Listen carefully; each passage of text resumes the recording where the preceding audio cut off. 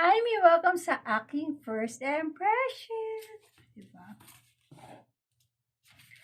Okay, ang gagawin ko ng first impression ay itong wood panel na to.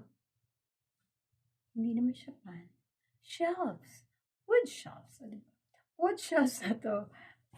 May kasama na siyang butas. Ano ba yung kasama ng butas? May kasama na siyang screws and box. Ayan.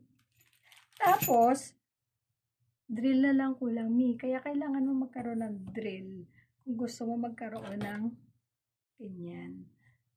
So, 4 na pieces yung pinili ko. Napakamura lang siya mga Mi. Parang less than 300 pesos lang sa mga to.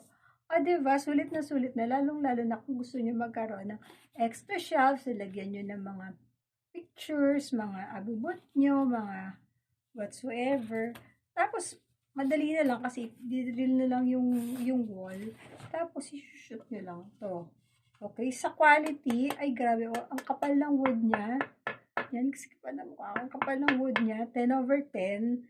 Tapos, sa mga, ganda naman siya. O, malinis yung pagkakagawa. So, 10/10. Yung price niya, reasonable siya. 4 na piraso, less than 300 pesos. Kesa naman bumili ako ng isang malaking tabla, tapos maglalagari-lagari pa, tapos kikinisin. So, masyado ma-effort. So, ito na lang, oh. Didikit na lang siya dun. O, diba, mga rice. So, ano pang hinihintay mo mga mi? Andiyan na yung link sa yellow basket or sa comment. Get yours now! Oops! Kung gusto niyo pa ng maraming products, please follow for more and share this video.